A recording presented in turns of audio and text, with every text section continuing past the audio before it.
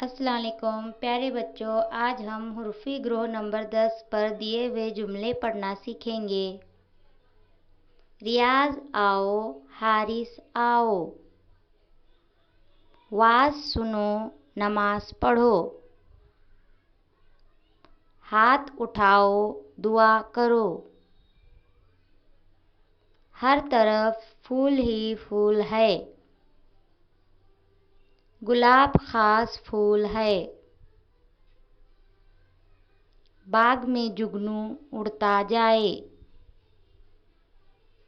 नाच अनोखा मोर दिखाए। नाज घर आ अनार खा।